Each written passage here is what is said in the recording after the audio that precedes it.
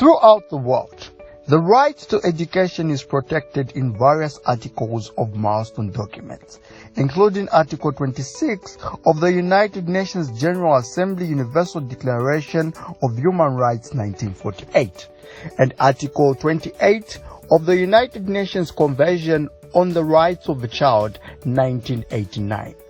Furthermore, the right to education for persons with disabilities is distinctly recognized in Article 24 of the United Nations Convention on the Rights of Persons with Disabilities, CRPD 2006.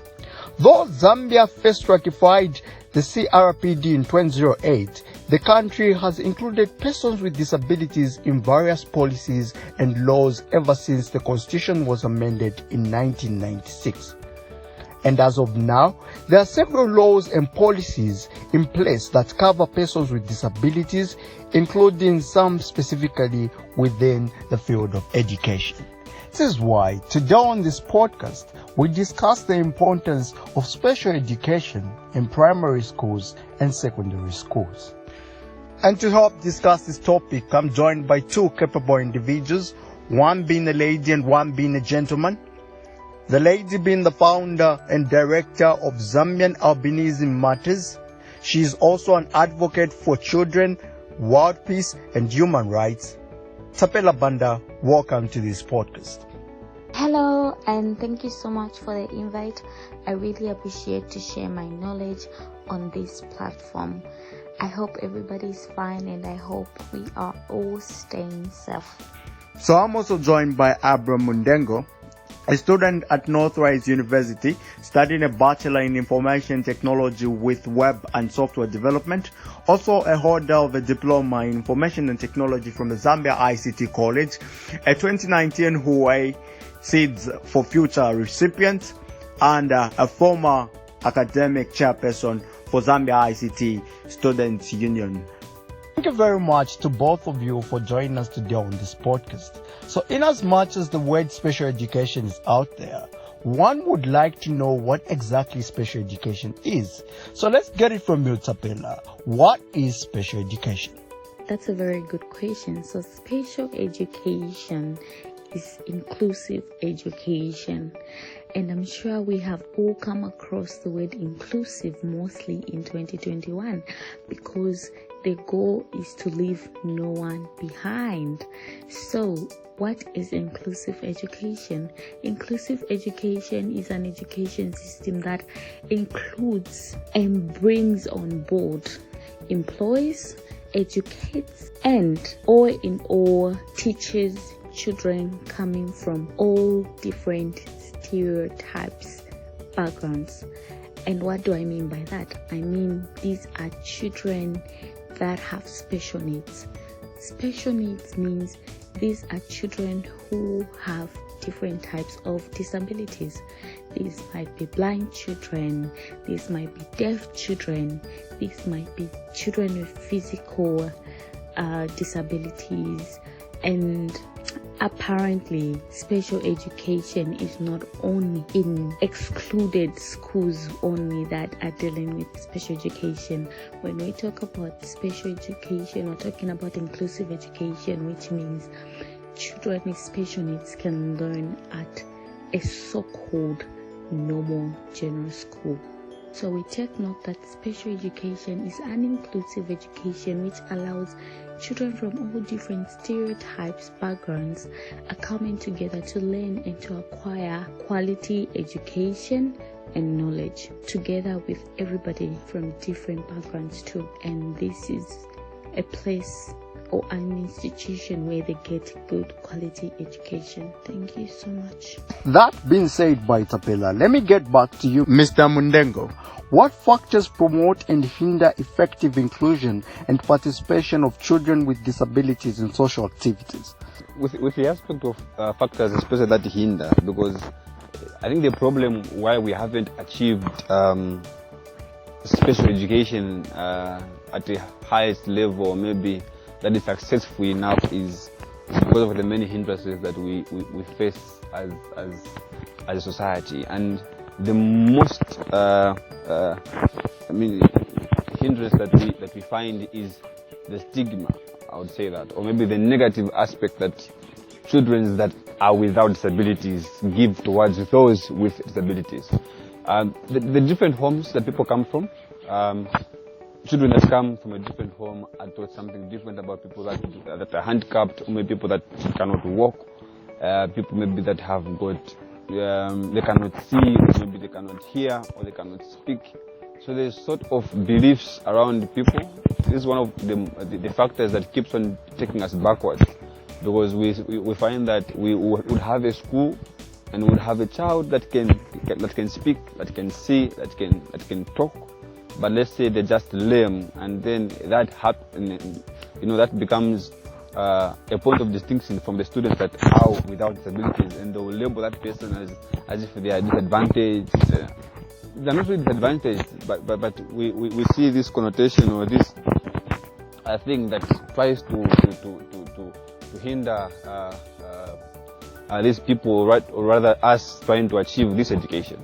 So I find that now parents would have their kids that are with disabilities, but they would think, I think he cannot go to school, he needs just to stay home, he or she can just stay home because they are laughed at when they go to school, or maybe they are stigmatized, they pass jokes. So there needs to be sort of education, not only from students but even from the lecturers themselves, from the teachers themselves, because even teachers pass the same similar concepts or the similar sentiments towards those that are with disabilities. So you find that this stigma or maybe this negativity that is put on them time and again, many people would find that are with disabilities do not get the education. Only those that can pull through, because there's emotional kind of torture that goes on when people have been labeled to say these cannot be part of the education, or these cannot receive this education because of the way they are, or because they can't speak or they can't hear. Those are the elements that become a challenge. So there's no wonder I said earlier on to say there's a need for us to find some commonality. Let's say there's a student that can speak, that can see, that can hear, but is just disabled. Let's say because they're using a wheelchair. Why can't we create classrooms where both those with such a disability would be found with children that are very much okay, but the child can hear, it's just that they can't walk nicely. You get the concept. So that's one thing that hinders the most when it comes to participation of children with disabilities in social activity. Then there's again, the other thing I think is the hindrance. I'll draw much on the hindrance because this is what really makes special education fair. I find that the facilities that are created, the way stadiums or classrooms are built, the way all these facilities maybe accessing the ablution, how they are designed, they are already designed for those that can walk, those that can jump, those that can see. So all these become hindrances in order to have an environment where people can socially be in one place. You get a concept where those without and with disabilities can go and still play around. So you find that even though we design these facilities, we design them for those that can walk, can jump, can do all sorts of things, and find that those with disabilities cannot really do such. So there's need for us to find a commonality on how we can design an all-encompassing, all-welcoming environment where those with and without disabilities can come through. One aspect that can help us promote is the mindset change from people. We need to change the mindset from our children. It starts from our homes. What you are told about those with disabilities, there needs to be asked for us to accept them as humans. They can do what we can do, but they cannot do everything. We know that disability is not an inability. So once the mindset changes, and people will not try to say we need to give this education even to those that are disabled, because they can do even much more better than those that are without disabilities. At some point, everyone has got disability, but it's just that those that are physically disabled, we now see disability, that becomes a point of distinction, but which is not supposed to be the case. I love your definition of special education, and I believe every ordinary Zambian out there now understands what exactly special education is. Now let's look at the advantages of special education. So this question comes back to you, Tapela. What advantages has the introduction of special education brought to the education system in Zambia? So the advantages, it's not only that special education has brought advantages, but it has brought knowledge, awareness, and education to the community and society at large. In that, people are now getting to know, people are now aware of different types of disabilities, different types of challenges that people are facing out there. Special education has brought so much awareness that different organizations are trying to fight and create out there, but special education is already doing that. In that, schools are allowing every and each child to come on board and learn with any other child. This creates awareness in a classroom and in a school setup. This has also allowed children living with different types of disabilities to access school, access education, and also be included and be counted, also to be heard. Therefore, more families are now aware that every child living in all sorts or any type of challenge or disability can go to school and they can become anything or anybody they want to be. So special education is really helping our country to move forward in an inclusive way and the inclusive manner by not leaving everybody or anyone behind. Thank you. Now that we've talked about advantages, let's shift our attention to inclusion, and we'll get it from you, Mr. Mundengo. What can be said about inclusion in Zambia? Are all children learning in the same setting as their peers? Well, when it comes to the aspect of inclusion, especially with children that are having, that are living with disability, I don't think everyone is learning in the same place or in the same setup. Time and again, you would see the distinction from those that are learning in an environment which is deemed to be for those that do not have disabilities, and even for those that are learning who are coined to say they have got disabilities, so they are persons with disabilities. So the environment is not the same for me. Time and again, I've seen schools that have separated these kinds of learning spaces. You find that yes, it's the same school, but those with disabilities have got a different area where they are found, and those without disabilities have got a different area where they are found. You find that the setup is not kind of the same. That is true. Again, the facilities that are available, we find that most of the facilities are available for those that are without disabilities as compared to those with disabilities. So we find that those without disabilities have got much more of the resources or the environment and the facilities and activities that they could indulge themselves into. So in one perspective, I don't think it is the same. There's sort of a disparity or a difference between those that are learning with disabilities and those without disabilities. So at some point, I think we need to find an inclusion where we can find some commonality, rather things that are same in those with disabilities and those without disabilities, and find if we can put them in the same environment. Yeah. I know time and again we face the aspect of people being stigmatized. The setup, different homes people come from. We find that they label these disabilities as if maybe they are not humans and stuff like that. But we need to find a way that we can form some sort of inclusion where the learning that those disabilities will take. Yes, it is special learning because we need to focus on the child. Yeah, but I don't think there's the same learning space for those with disabilities as well as those without, as if there's a kind of a baseline of an environment where both are able to learn. So I think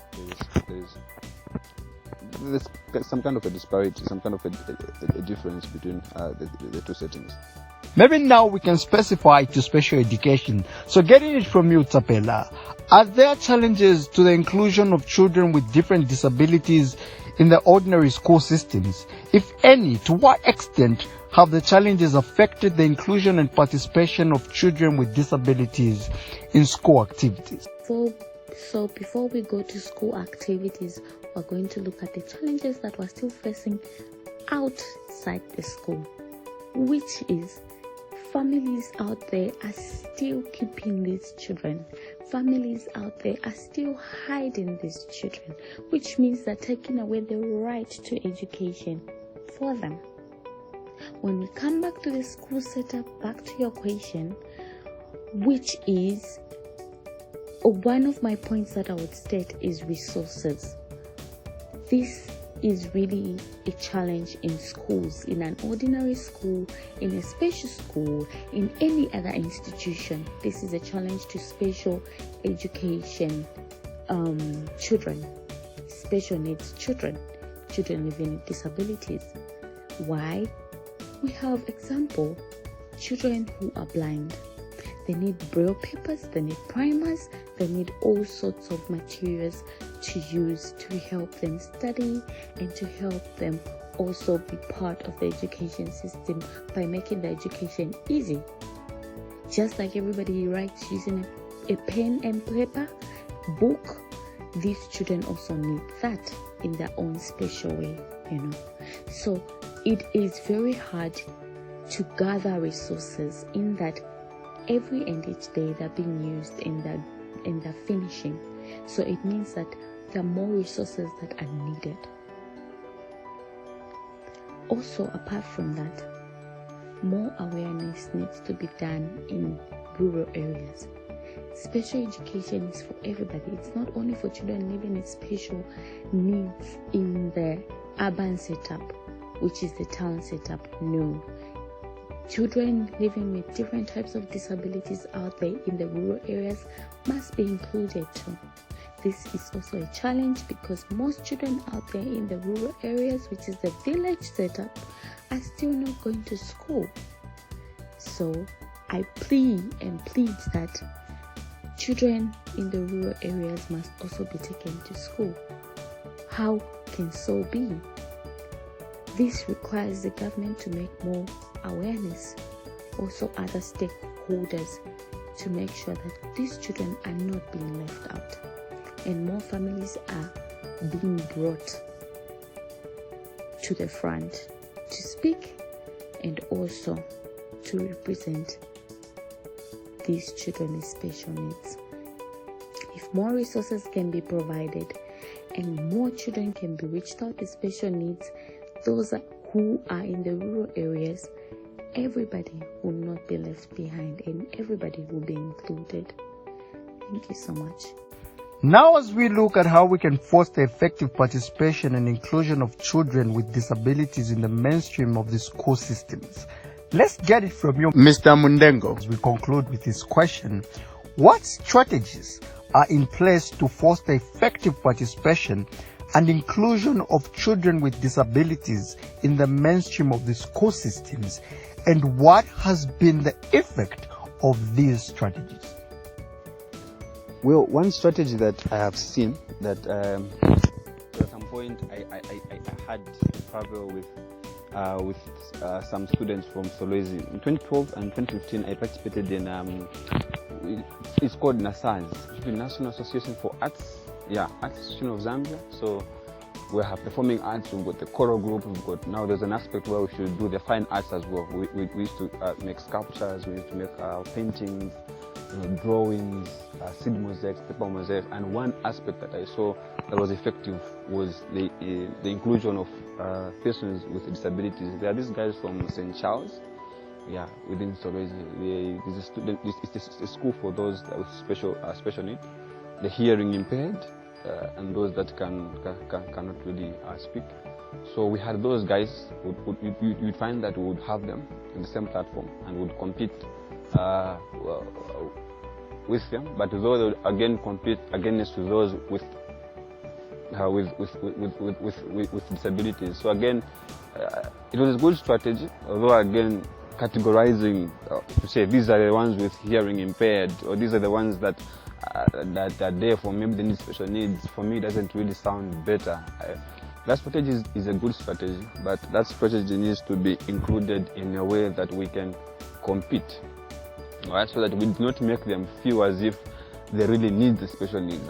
Time and again, I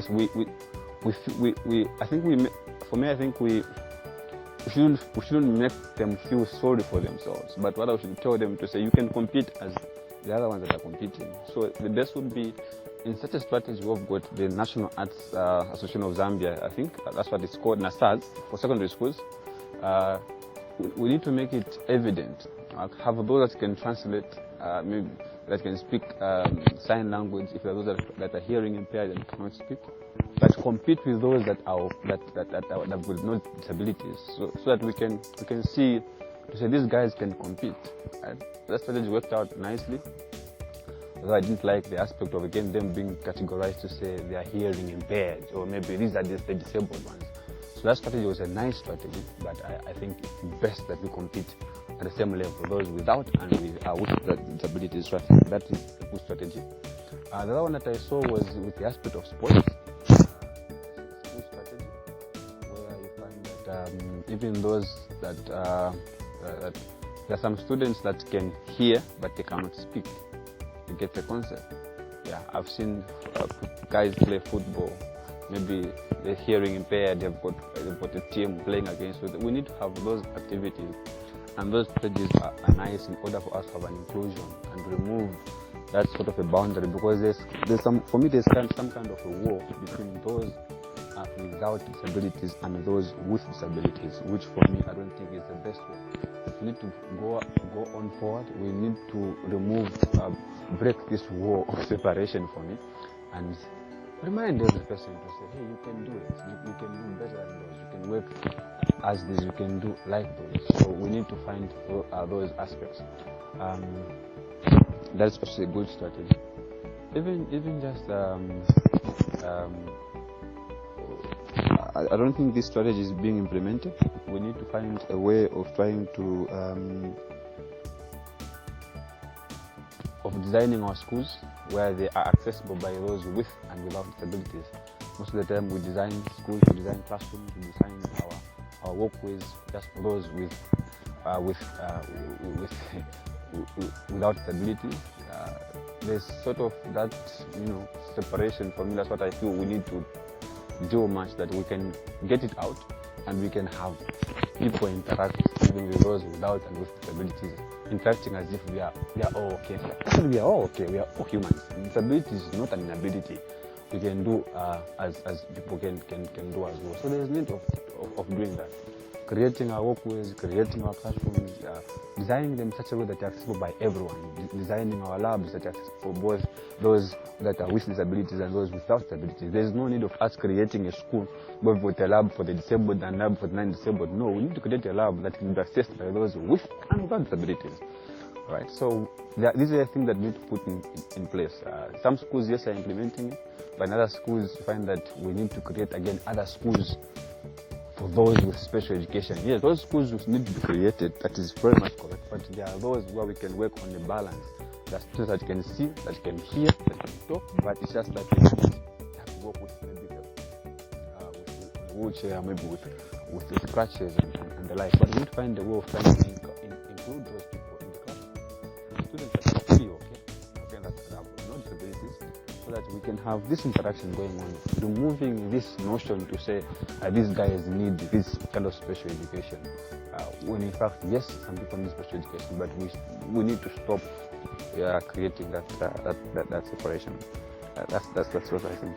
So with all that has been said in this podcast today, one can only hope for that now we understand what special education is, and we know that we need to include each and every child in our education system. Allow me to end this with a quote from Robert Hensel, who says, "A disability doesn't have to be a social barrier. Good etiquette begins with inclusion and not exclusion." I have been your host, Farai Kadiamoto, and on behalf of everyone that made this broadcast and this podcast possible for it to come to you today, I wish you love, hope, and peace. Pleasant listening.